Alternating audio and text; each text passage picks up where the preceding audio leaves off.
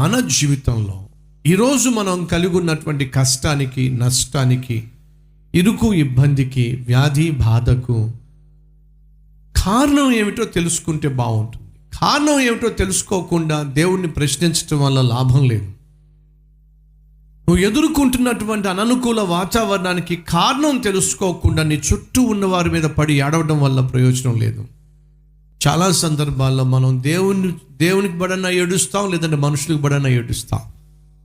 కానీ అసలు విషయం ఏంటి తెలుసుకుంటే బాగుంటుంది. అప్పుడు ఏడవలసిన అవసరం ఏమీ ఉండదు. ఇప్పుడు జాగ్రత్తగా అసలు విషయం తెలుసుకుందాం రండి. 6వ అధ్యాయం 18వ వచనము. శపింపబడిన దానిలో కొంచెమైనను మీరు తీసుకొనిన ఎడల మీరు శాపగ్రస్తులై ఇశ్రాయేలీయుల పాలెమునకు శాపము తెప్పించి దానికి బాధ కలుగ చేయుదురు గనుక శపింపబడిన దానిని మీరు ముట్టకూడదు. వెండియు, బంగారును, ఇత్తడి పాత్రలను, ఇనుప పాత్రలను యెహోవాకు ప్రతిష్ఠితములగును. వాటిని యెహోవా ధనాగారములో ఉంచవలెను. మీకు నేను యెరికో పట్టణాన్ని అప్పగిస్తున్నాను. సంపూర్ణంగా దాన్ని కాల్చేసేయండి. అది శపితమైన పట్టణము. దానిలో ఏది కూడా మీరు ముట్టకండి. కానీ వెండి, బంగారము మీరు తీసుకొని నా మందిరంలో, ధనాగారంలో పెట్టండి. అది నా మందిరానికి చేర్చండి. మీరు మాత్రం శపితమైన దేనిని కూడా ముట్టకండి. ఒకవేళ మీరు ముట్టినట్లయితే మీరు చేసిన తప్పు వల్ల ఇశ్రాయేలీయుల అందరికీ కూడా మీరు బాధను తీసుకొస్తారు, మీరు కష్టాన్ని తీసుకొస్తారు. కాబట్టి చేతులారా కష్టాలు కొని తెచ్చుకోకండి, చేతులారా బాధలు కొని తెచ్చుకోకండి. మీరు నా మాట వింటే చాలు. దేవుడు చెప్పింది అది. మరి జరిగింది ఏమిటయా అంటే, దేవుడు ఎంత సూటిగా చెప్పినా సరే ఆకాను అనేటటువంటి ఒకడు యెరికో పట్టణంలో తనకు కళ్ళ ముందు కనిపించిన బంగారపు కమ్మి తీసుకొని తన గుడారంలో దాచేశాడు.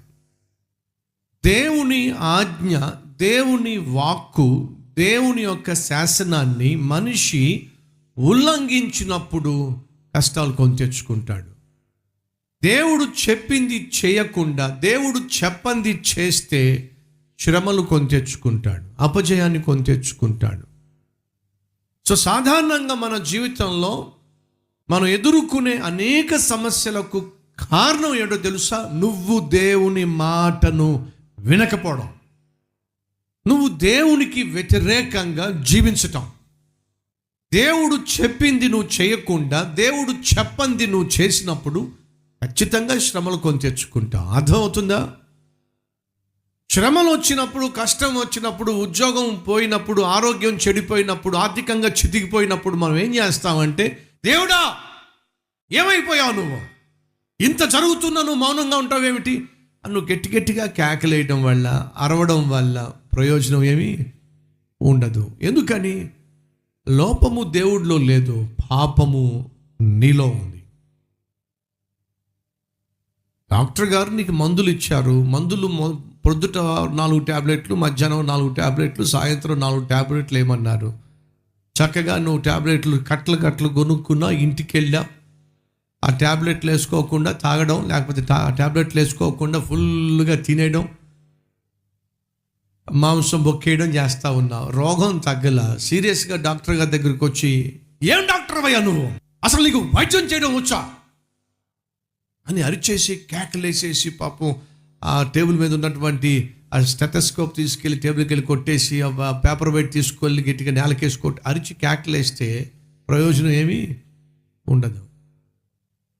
ఆ డాక్టర్ అంటాడు, బాబు నాకు బాగా ముదిరిపోయింది నాయన, అంతకుముందు నీకు శారీరకంగానే బలహీనత అనుకుని ఇప్పుడు నీకు మానసికంగా కూడా రోగం వచ్చింది. ఇప్పుడు నేను 2 హాస్పిటల్లో పెట్టాలి. ఒకటేమో మెంటల్ హాస్పిటల్లో ట్రీట్మెంట్ ఇవ్వాలి నీకు, మరొక చోట ఫిజికల్గా కూడా నీకు ట్రీట్మెంట్ ఇవ్వాలి. ఎందుకే నేను ఇచ్చిన మందులు వాడేవా? మందులు వాడకపోతే నీ వైద్యం పనిచేయదా? ఓహో, అందుకే అంటున్నా నిన్ను పిచ్చి హాస్పిటల్ తీసుకెళ్ళాలని చెప్పి. నేను చెప్పిన ప్రకారం నువ్వు మందులు వాడాలి. వాడకుండా నీ రోగం తగ్గదు. ఒప్పుకుంటారా? ఒప్పుకోరా? దేవుడు చెప్పినట్టుగా మనం చేయాలి. దేవుడు చెప్పినట్టుగా మనం చేయకుండా మన జీవితంలో ఆశించినటువంటి విజయాలు, ఆశించినటువంటి ఆశీర్వాదాలు మనం చూడడం సాధ్యము కాదు. ఈ విషయాన్ని మర్చిపోకండి. దేవుడు ఏం చెప్పాడు? శపితమైన దాన్ని ముట్టద్దు అన్నాడు. మరి వాళ్ళు ఏం చేశారు? శపితమైన వాడిని ముట్టడమే కాదు, దాచేసి గుడారంలో కప్పెట్టేశారు. ఆ విషయం యెహోషువ తెలుసుకోకుండా ఆవేశపడిపోతున్నాడు. లోపం ఏమిటో గ్రహించకుండా, జరిగిన పాపం ఏమిటో గ్రహించకుండా, దేవుని వాక్యానికి వ్యతిరేకంగా ఎక్కడ ఏం చేశామో తెలుసుకోకుండా, వచ్చినటువంటి సమస్యకు కారణం ఏమిటి, వచ్చినటువంటి అపజయానికి కారణం ఏమిటి, వచ్చినటువంటి ఓటమికి కారణం ఏమిటి, విపత్తుకు కారణం ఏమిటి తెలుసుకోకుండా దేవుని దగ్గరకు వచ్చి అరిచేస్తే ఏం లాభం? సహోదరి, సహోదరుడా, ఈరోజు నువ్వు ఏ సమస్య కలిగి ఉన్నావో, ఏ కష్టం కలిగి ఉన్నావో, ఏ బాధ కలిగి ఉన్నావో, ఏ అవమానం కలిగి ఉన్నావో, ఏ ఆపద కలిగి ఉన్నావో, దేవుని దగ్గరకు వచ్చి కుదురుగా కూర్చొని అడుగు. ప్రభువా, నా సమస్యకు కారణం ఏమిటి? ఎక్కడ లోపం జరిగింది? ఎక్కడ నేను నీకు వ్యతిరేకంగా అడుగు వేశాను? ఎక్కడ నేను తప్పు చేశాను? ఎక్కడ తెలిసి నా జీవితంలో పాపము జరగనిస్తున్నాను? ఎక్కడ నేను వాక్యానికి విరుద్ధంగా అఘోరిస్తున్నాను? నాకు తెలియచేయి ప్రభువా, నా లోపాన్ని నాకు తెలియచేయి అని నువ్వు దేవుని దగ్గరకు వచ్చి నీ లోపం ఏమిటో తెలియచేయమని అడిగితే దేవుడు తెలియజేస్తాడు. ఆ లోపాన్ని నువ్వు సవరించుకునేంత వరకు, సరిచేసుకునేంత వరకు సహోదరుడా, సహోదరి, విజయాన్ని నువ్వు చూడలేవు. ఎంత గట్టిగా అరిచినా సరే, ఎంత గట్టిగా బిగ్గరగా ఏడ్చినా సరే జవాబు రాదు.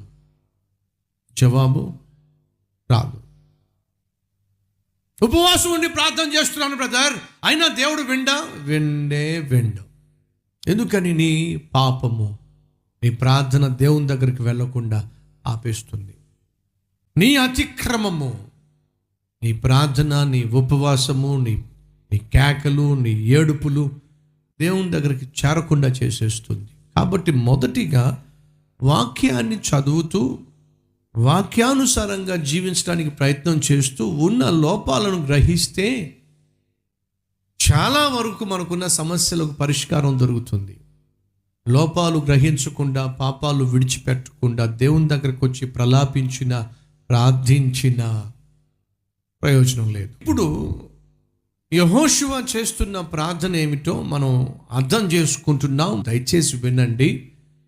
ఆ రోజు చోటు చేసుకున్నటువంటి సంఘటన, వారు ఓడిపోయారు, విఫలమైపోయారు, అపజయాన్ని చవిచూచారు. అంతేకాకుండా 36 మంది ప్రాణాలు పోగొట్టుకున్నారు. భయముతోనూ, వేదనతోనూ, వణుకుతోనూ మిగిలిన వాళ్ళందరూ తిరిగి పారిపోయి వచ్చేసారు. వాళ్ళు తిరిగి పారిపోయి రావడం వల్ల మిగిలిన వాళ్ళందరికీ కూడా భయాన్ని పుట్టించేశారు, వణుకును పుట్టించేశారు. అది ఆనాడు చోటు చేసుకున్న సంఘటన. వారు ఓడిపోవడానికి కారణం ఏమిటంటే దేవుడు కాదు. ఈరోజు నీ జీవితంలో ఓడిపోవడానికి కారణం, నీ జీవితంలో చోటు చేసుకున్న అవమానానికి కారణం, అపజయానికి కారణం, ఈరోజు నువ్వు ఏ పరిస్థితి గుండా వెళుతున్నావో దానికి కారణము దేవుడు కాదు.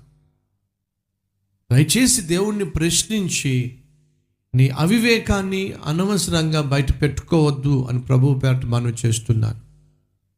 సాధారణంగా మన జీవితంలో కొన్ని సమస్యలకు జవాబు రానప్పుడు మనం దేవుణ్ణి ప్రశ్నిస్తాం, దేవుని మీద మనకున్న కోపాన్ని ప్రదర్శిస్తాం, ఆవేశపడిపోతూ ఉంటాం, అరిచేస్తూ ఉంటాం.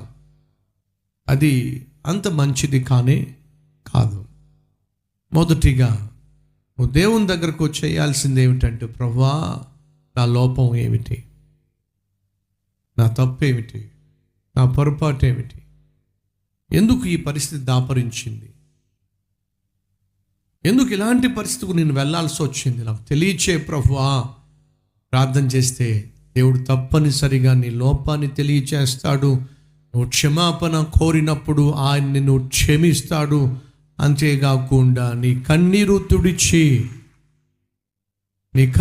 తుడిచి నువ్వు దేని కొరకైతే ఎదురు చూస్తున్నావో ఆ వాగ్దానాన్ని నీ జీవితంలో నెరవేర్చి ఈ అవమానానికి ప్రతిగా దేవుడు నీకు ఘనతను అనుగ్రహించునుగాక.